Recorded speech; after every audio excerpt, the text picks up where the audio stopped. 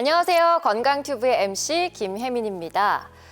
요즘 쌀쌀해진 날씨 때문에 코가 많이 막힌다거나 아니면 숨쉬기 힘든 분들 계시지 않나요?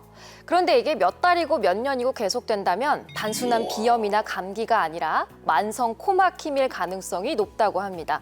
오늘은 이 답답함의 정체를 속 시원하게 풀어주실 분, 삼성 메디이비인후과 박수환 원장님과 함께합니다. 원장님 어서 오세요. 안녕하십니까. 삼성메디이비인후과 박수환 원장입니다. 이 계절에 특히나 환자들 많이 생길 것 같은데요. 그러니까 잠깐 훌쩍이는 시기를 지나는 게 아니라 계속해서 코 막히는 환자들이 문제라는 거잖아요. 얼마나 오래 코가 막혀야 만성으로 볼 수 있느냐라는 질문을 많이 합니다. 둘의 차이를 좀 비교해 주신다면요. 네, 만성 비염 같은 경우는 한 12주 이상 오랫동안 지속되는 비염을 만성 비염으로 치고요.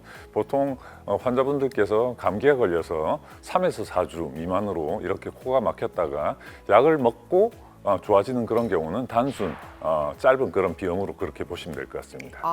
근데 저는 한 달 정도 코막힘이 지속되면 이게 왜 이렇게 오래 가나 생각을 했었는데 그것도 그냥 급성으로 보면 되고 12주 정도는 돼야 만성이다라고 볼 수 있는 거네요. 네, 맞습니다. 네.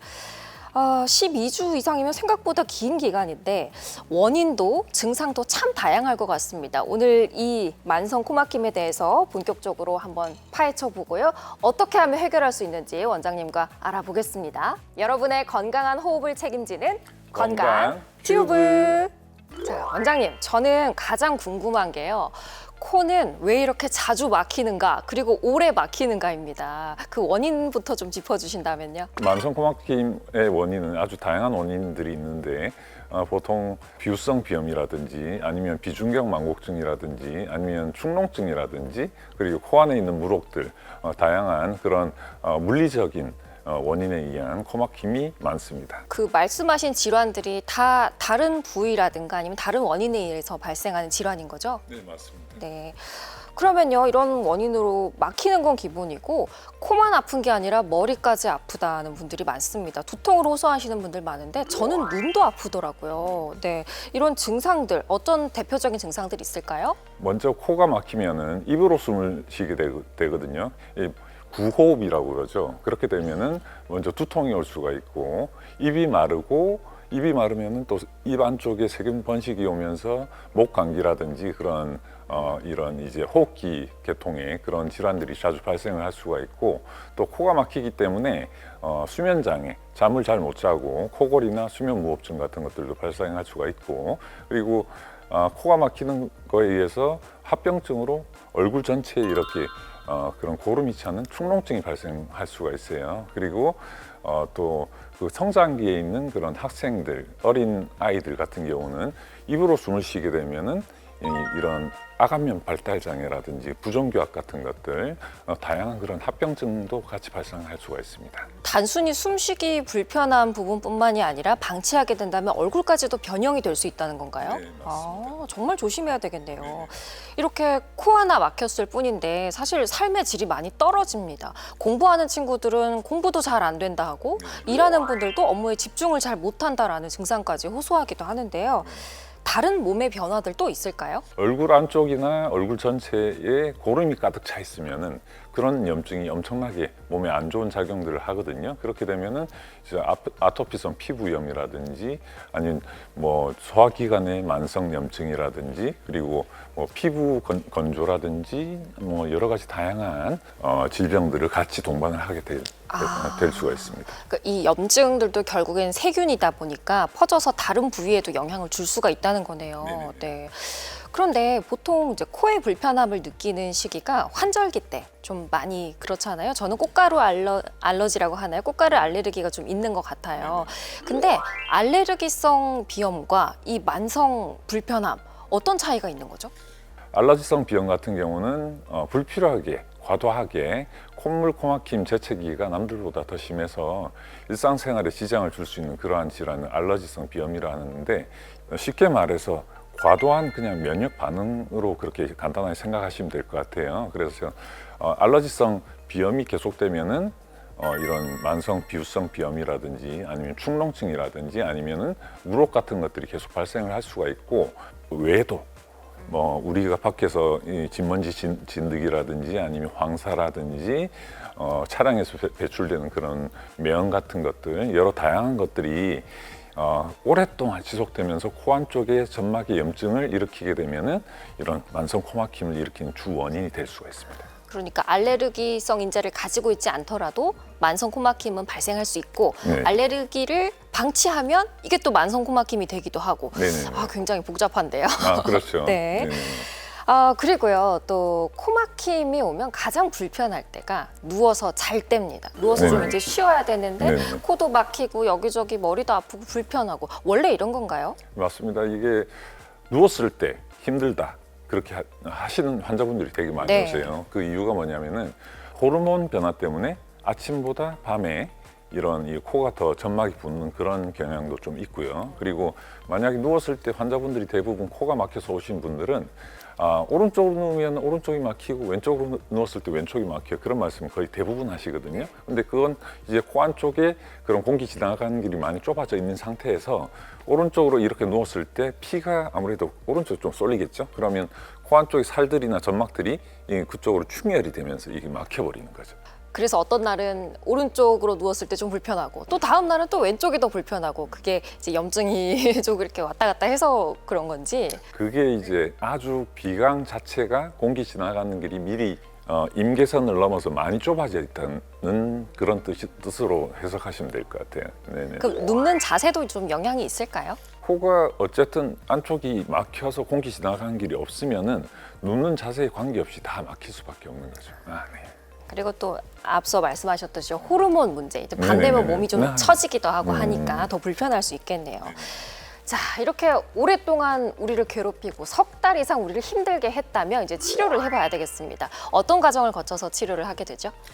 만성 코막힘이 있으면은 아주 아까 말씀드린 대로 여러 가지 그런 알러지성 비염도 있고 비유성 비염도 있고 비중격망곡증, 물혹이라든지 아니면 축농증 같은 여러 가지 그런 것들이 있는데 일단 먼저 우리가 시도해 보는 것은 항히스타민제를 써서 그런 알러지성 원인, 그러니까 콧물, 가려움증, 그리고 뭐 그런 염증 같은 것들을 좀 이제 다운시켜 주는 그런 걸 먼저 해보고, 그리고 거기다 플러스 알파로 펄스요법이라고 하는데 단기간 사용할 수 있는 스테로이드를 잠시 좀 써볼 네. 수가 있어요. 코 비대가 있거든요. 그걸 이용해서 코 세척을 해주게 되면은 우리가 이런 생리식염수가 이렇게 코 안을 씻어내면서 안쪽에 있는 염증을 다 씻어 내려올 수가 있고, 그리고 또 하나는 이제 이 고장성 용액이기 때문에 코 점막이 부어 있는 그 물을 빨아들이면서 코 안쪽에 그 용적이 넓어지는 그런 효과가 있어요. 그런 것들을 먼저 써볼 수가 있고, 근데 만약에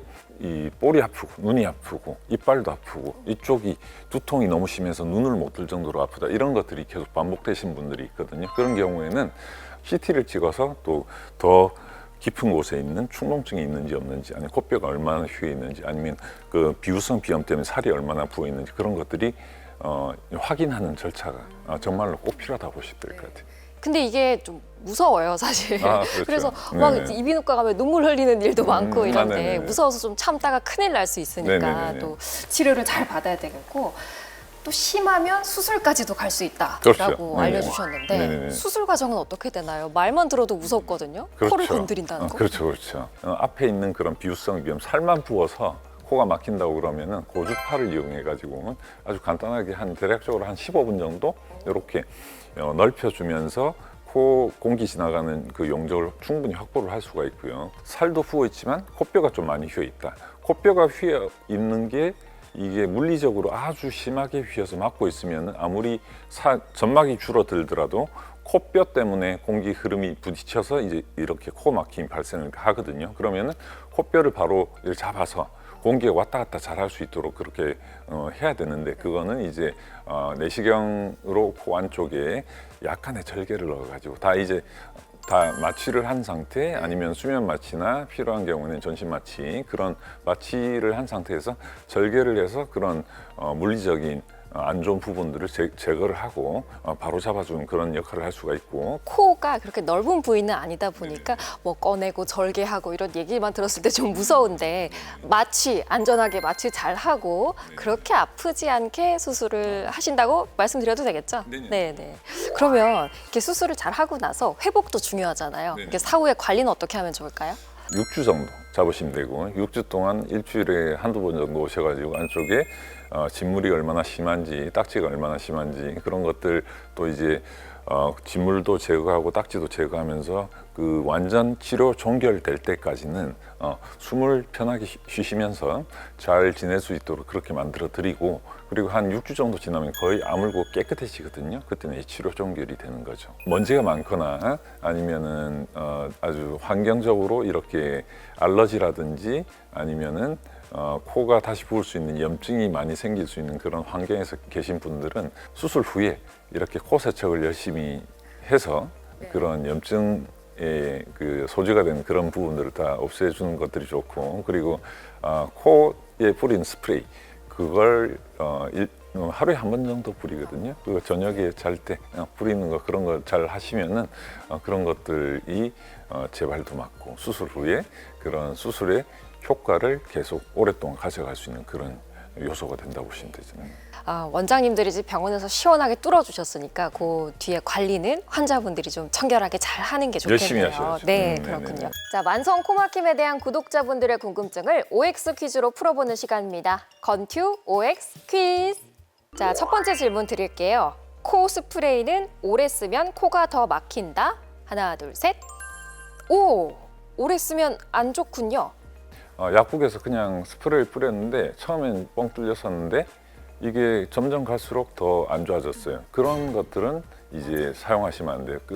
그 스프레이 원리는 일시적으로 코에 그런 용적을 줄여주는 그런 효과를 가지면서 코가 바로 뚫리는 그런 효과가 있거든요. 그래서 환자분들이 너무 시원해 막 이렇게 생각하시면서 사용을 하시지만 이게 반대로 반농성 비염이라는 그런 질병을 일으킬 수가 있어요. 이게 어느 정도 시점까지는 약발이 먹지만은 어느 정도 시점이 지나게 되면은 코가 더 뿌리기 전부터 더 막혀가지고 너무 힘들어서 찾아오시게 돼요. 그래서 스프레이를 사용하시더라도 확실하게 전문의에게 검증된 처방받은 그런 스프레이를 사용하셔야지 문제가 없습니다.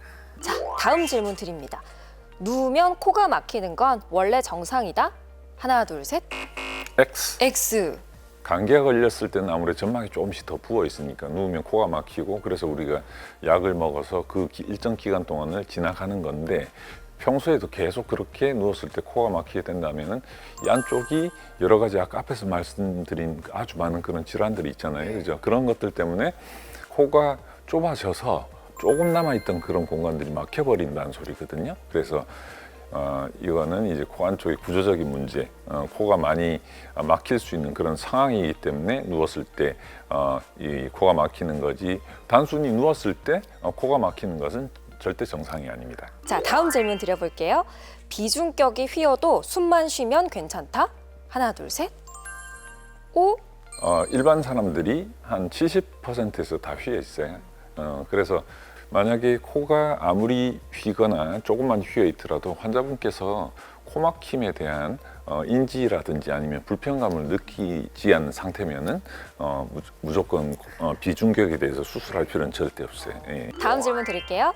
비염은 나이가 들면 저절로 좋아진다? 하나, 둘, 셋. 요건 좀 알 것 같았어요. 저절로 좋아지는 병은 잘 없으니까 네네. 설명 좀 해주세요. 어떻게 아까 말씀드린 대로 관리를 어떻게 하냐, 생활 습관을 어떻게 가지냐, 주변 환경을 어떻게 정리하냐 이런 것들이 중요한 거고 저도 중학교 때하고 고등학교 때 알러지 비염이 너무 심해가지고 이비인후과를 정말 많이 다니면서 약도 많이 먹고 치료를 받았었는데 나이가 들수록 그런 증상은 조금 많이 줄긴 줄었어요. 근데 그건 이제 사람마다의 개개인의 차이가 좀 있을 수가 있고 이 나이가 들면은 아무래도 그런 면역이 어릴 때보다 떨어지거나 이런 변동사항이 있을 수도 있고 아니면 아까도 말씀드린 호르몬 변화라든지 여러 가지 그런 것들 때문에 조금의 그런 증상의 차이는 좀 많이 좀 있을 수는 있어요. 그래서 보통 저희도 그 교과서에 이렇게 나오는 것들을 보면은 처음에 이제 알러지가 천식으로 왔다가 아토피성 비염으로 왔다가 그 다음에 알러지성 비염으로 간다. 이런 식으로 순차적으로 이렇게 나이가 어릴 때, 나이가 뭐 초등학교, 중학교 때, 고등학교 때 이런 식으로 이런 진행 사항들이 있거든요. 그래서 이제 만성 알러지 비염이 되면서 제일 힘든 환자분들은 대부분 청소년기 그런 환자분들이 제일 힘들어하세요. 그래서 그때가 임상적으로 봤을 때는 가장 알러지 때문에 고생하는 시기가 아닌가 그렇게 생각을 하고 있어요. 크면 좋아질 거다 했던 어른들의 말씀 아주 틀린 얘기는 아니었다. 이렇게 정리를 해볼 수가 있겠습니다.